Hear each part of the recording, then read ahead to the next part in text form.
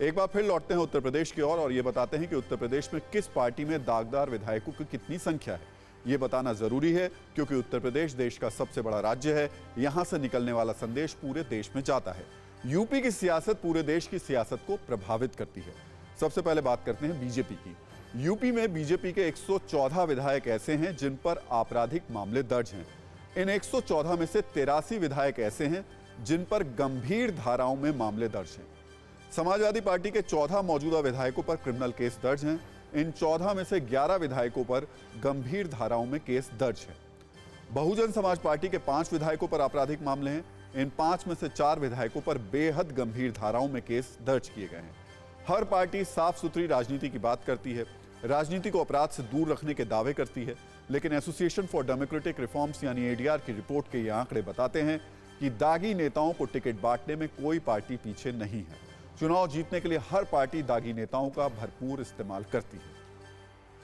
अब आपको उत्तर प्रदेश के टॉप 5 दागी विधायकों के बारे में भी बता देते हैं। इनमें सभी पार्टियों के विधायक शामिल हैं और इसमें पहला नाम जो है वो है मुख्तार अंसारी का। वो बीएसपी के टिकट पर मऊ से विधायक है। उसके खिलाफ 16 केस दर्ज हैं। इस लिस्ट में दूसरा नाम विजय मिश्रा है। वो निषाद पार्टी के टिकट पर ज्ञानपुर सीट से विधायक है। उनके खिलाफ 16 मामले दर्ज हैं। तीसरा नाम है असलम अली का। ये बीएसपी के टिकट पर धौलाना सीट से विधायक है। असलम अली पर 10 मामले दर्ज हैं। चौथा नाम है अभिजीत सिंह सांगा का। ये बीजेपी के टिकट पर बिठूर से विधायक है। सांगा के खिलाफ भी 10 मामले दर्ज हैं। इस लिस्ट में 5वां नाम नंद गोपाल गुप्ता नंदी का है। ये बीजेपी के टिकट पर इलाहाबाद दक्षिण से विधायक हैं और मंत्री भी। इनके खिलाफ 7 मामले दर्ज हैं।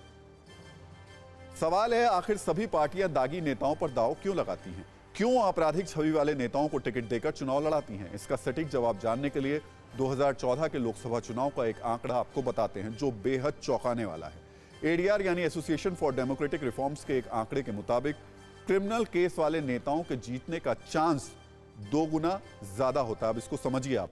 साल 2014 के लोकसभा चुनाव में क्रिमिनल केस वाले नेताओं के जीतने का जो चांस था वो 13% था और जो आपराधिक छवि वाले लोग थे, आप देखिए किस तरीके से आता है, वो 13% इनका ज्यादा चांस था, जबकि ईमानदार छवि वाले लोगों का जो जीतने का चांस था वो सिर्फ 5% था। ये बड़ा अंतर है जो बताता है कि कैसे डबल हो जाता है चांस जीतने का अगर उम्मीदवार आपराधिक छवि से है। एडीआर ने ये कैलकुलेशन कैसे निकाला? क्रिमिनल केस के साथ जीतने वाले उम्मीदवारों की संख्या और क्रिमिनल केस के साथ लड़ने वाले उम्मीदवारों की संख्या के आधार पर यह कैलकुलेशन किया गया।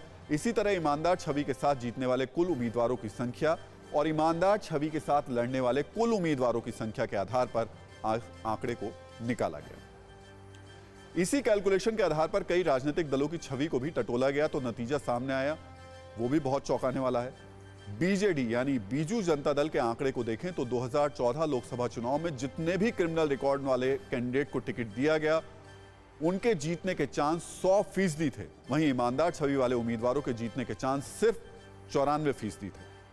एआईएडीएमके यानी जयललिता की पार्टी की बात करें तो आपराधिक छवि वाले उम्मीदवारों के जीतने के चांस 86%, जबकि ईमानदार छवि वाले 94% दिखे। टीआरएस यानी तेलंगाना राष्ट्र समिति की बात करें तो आपराधिक छवि वाले कैंडिडेट के जीतने के चांस 71% थे, ईमानदार छवि वाले जबकि 60%। बीजेपी की बात करें तो यहां भी हालात ठीक नहीं है।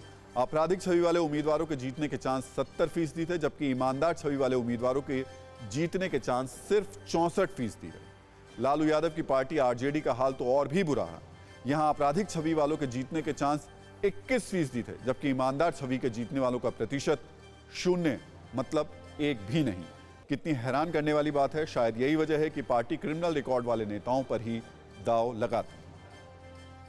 कोरोना धर्म नहीं देखता, जात नहीं देखता, अमीर गरीब ऊंच नीच नहीं देखता। कोरोना सिर्फ मौका देखता है, लेकिन आप उसे मौका मत दीजिए। बस इतना कीजिए, जब कभी दफ्तर से बाजार से घर लौटिए तो इतना ख्याल जरूर रखिए कहीं आपके साथ कोरोना आपके घर तो नहीं जा रहा। भूलिए मत, कोरोना अभी जिंदा है।